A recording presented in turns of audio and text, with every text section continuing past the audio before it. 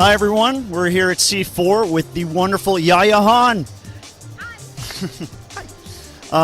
Who's graciously decided to come by and show us, some of her fantastic cosplays, of course. Now, when it comes to cosplay, I mean, you're one of the big ones. You're really well known. Honestly, you're one of the first major ones I heard of myself. So with doing this so long, I have to say, was there anything in particular that you knew you'd want to go down this path, or has it always been like, you know what, I'm a nerd, I want to dress up?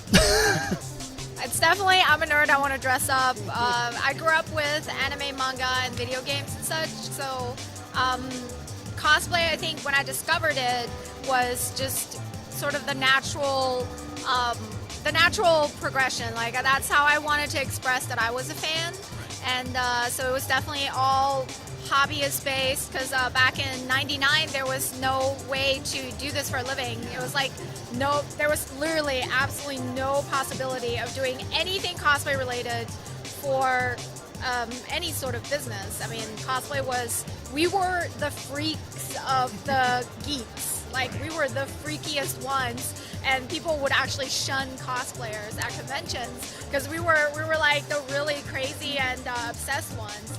And so over the years, everything I've done has been sort of reactionary, from people asking me to make things for them, to conventions asking me to come and teach panels and such. And so it's been, each step of the way has been not quite sure if this is the right way to go, because it's like it was an unpaved path. Nobody has done this before. So it's like I was basically the guinea pig for a lot of the things that are now standard in cosplay. And of course, you've been all across the world. And obviously, I'd probably imagine every country kind of does cosplay differently. Is there a particular country that you find embraces it the most, or one you like visiting again and again? Anything in particular that kind of stands out to you among your travels? For sure. Well, one great thing to realize is that despite cultural differences and language barriers, cosplay really unites people across the globe.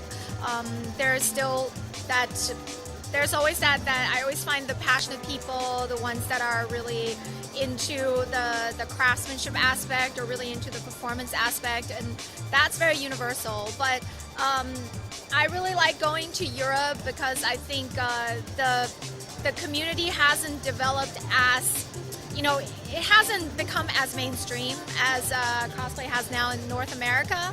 And so there's definitely still that very tight-knit community feel in Europe, and the focus is very much so about the characters and representing them, and craftsmanship, and that's where I feel the most at home. And I guess the last one here is you work fantastic on your cosplays. I've loved so many of them, and obviously you have a passion for it yourself. Is there one in particular that you've always wanted to do but you just haven't found the time, or like your ultimate dream project? The one that will take the 5 years out of your life, that sort of thing. I think that my list keeps growing, and there have been. I would like to think that there's never the one costume that once I do it, that's it, because you always want to keep pushing yourself. And after I've made 350 costumes in 17 years, I'm still learning, I'm still making more. So it's there is never that one dream costume that I feel like is out of reach. Everything is within reach. It just has to be the right time and the right occasion.